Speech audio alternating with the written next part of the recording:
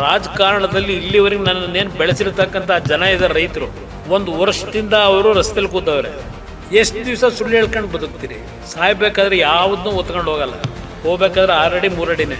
ಜನಗಳಲ್ಲಿ ಅಯ್ಯೋ ಒಬ್ಬ ಇದ್ನಪ್ಪ ಪುಣ್ಯಾತ್ಮ ಅಂತಕ್ಕಂಥ ಹೆಸರು ಮಾಡ್ಕೊಂಡು ಹೋಗಿ. ಬಿಡದಿ ಟೌನ್ಶಿಪ್ ಹೆಸರಲ್ಲಿ ರಾಜ್ಯದ ಕಾಂಗ್ರೆಸ್ ಸರ್ಕಾರ ಸ್ವತಃ ತಾನೇ ರಿಯಲ್ ಎಸ್ಟೇಟ್ ವ್ಯವಹಾರ ನಡೆಸೋದಕ್ಕೆ ಹೊರಟಿದೆ. ಇದನ್ನು ನಿಲ್ಲಿಸದೇ ಇದ್ರೆ ಹೋರಾಟ ಮಾಡ್ತೀವಿ ಅಂತ ಕೇಂದ್ರ ಕೈಗಾರಿಕಾ ಸಚಿವ HD ಕುಮಾರಸ್ವಾಮಿ ಎಚ್ಚರಿಕೆ ಕೊಟ್ಟಿದ್ದಾರೆ. ಸುದ್ದಿಗೋಷ್ಠಿಯಲ್ಲಿ ಮಾತನಾಡಿದ ಅವರು, ಬಿಡದಿ ಟೌನ್ಶಿಪ್ನಲ್ಲಿ ನಿವೇಶನ ಮಾರಾಟ, ತೆರಿಗೆ ಮತ್ತಿತರ ಮೂಲಗಳಿಂದ 15 ವರ್ಷದಲ್ಲಿ 33,000 ಕೋಟಿ ಆದಾಯ ಬರುತ್ತೆ ಅಂತ ಅಧ್ಯಯನದ ವರದಿಯಲ್ಲಿ ಉಲ್ಲೇಖಿಸಿದ್ದಾರೆ. ಸಚಿವರ ಸಂಪುಟ ಸಭೆಯಲ್ಲೂ ಇದನ್ನು ಒಪ್ಪಿದ್ದಾರೆ. ಇದು ರಿಯಲ್ ಎಸ್ಟೇಟ್ ವ್ಯವಹಾರ ಅಲ್ಲದೆ ಮತ್ತೇನು ಅಂತ ಪ್ರಶ್ನೆ ಮಾಡಿದ್ದಾರೆ. ಯಾವುದೇ ಕಾರಣಕ್ಕೂ ಭೂಮಿ ಕೊಡೋದಿಲ್ಲ ಅಂತ ಹೇಳ್ತಾ ಇರೋ ರೈತರನ್ನ ಬೆದರಿಸೋ ಕೆಲಸವಾಗ್ತಾ ಇದೆ. ಬೆದರಿಕೆ ಆಟ ನಮ್ಮ ಮುಂದೆ ನಡೆಯೋದಿಲ್ಲ. ಭೂಮಿ ಬಿಟ್ಕೊಡೋ ಪ್ರಶ್ನೆಯೇ ಇಲ್ಲ. ಅದು ಹೇಗೆ ಭೂಮಿ ವಶಪಡಿಸ್ಕೊಳ್ತಾರೋ ಬಂದು ವಶಪಡಿಸ್ಕೊಳ್ಳಿ ಅಂತ ಸವಾಲು ಕೂಡ ಹಾಕಿದ್ದಾರೆ.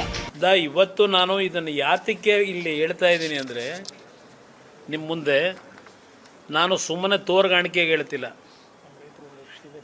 ಇವತ್ತು ನಮ್ಮ ರಾಜಕಾರಣದಲ್ಲಿ ಇಲ್ಲಿವರೆಗೆ ನನ್ನನ್ನೇನು ಬೆಳೆಸಿರ್ತಕ್ಕಂಥ ಜನ ಇದ್ದಾರೆ ರೈತರು, ಒಂದು ವರ್ಷದಿಂದ ಅವರು ರಸ್ತೆಯಲ್ಲಿ ಕೂತವ್ರೆ. ಇವತ್ತಿನವ್ರಿಗೆ ಯಾರೂ ಹೋಗಿ ನೋಡಲಿಲ್ಲ. ಬನ್ನಿ ಹೋಗೋಣ ಒಟ್ಟಿಗೆ.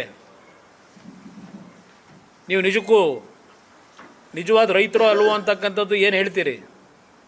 ಅವ್ರು ರೈತರು ಅಲ್ವೋ ಅನ್ನೋದನ್ನ ಪರೀಕ್ಷೆ ಮಾಡೋಣ, ಹೋಗೋಣ ಬನ್ನಿ.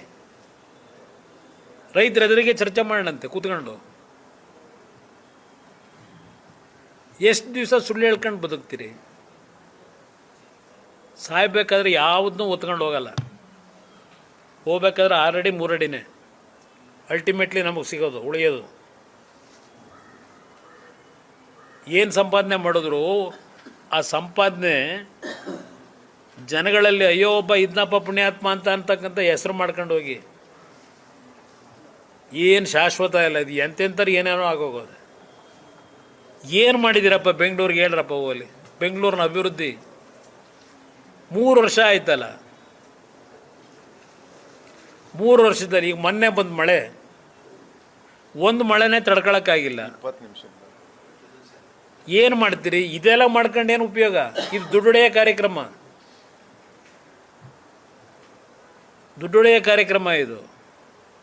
ಯಾರೋ ಒಬ್ಬ ಅಧಿಕಾರಿ ಮೇಲೆ ಕೋರ್ಟ್ನಲ್ಲಿ ಸಾಕ್ಷಿ ಸಮೇತ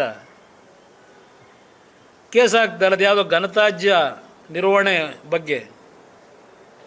ಆ ಅಧಿಕಾರಿ ಖಾಲಿ ಪೇಪರ್ಗೆ ಸೈನ್ ಹಾಕೊಡಿ ಅಂತ ಧಮಕಿ ಮಾಡ್ತಾರಂತೆ. ಪೇಪರಲ್ಲಿ ಓದ್ತಾ ಇದ್ದೆ ನಾನು. ಈ ಥರ ಆಗೋದ್ರ ಆಡಳಿತ ಅಂತ ಕರಿತೀರಾ? ಪ್ರಧಾನಮಂತ್ರಿಗಳ ಬಗ್ಗೆ ಪಾಪ ಮೊನ್ನೆ ಮುಖ್ಯಮಂತ್ರಿಗಳ ಭಾಷಣ ನೋಡಿದೆ ಮಾತಾಡಿರೋದು. ನೀವು ಯಾವ ರೀತಿ ನಡೆಸಿದ್ದೀರಿ? ಉತ್ತರ ಕರ್ನಾಟಕ ಜಿಲ್ಲೆಗಳು ಏನಾಗವೆ?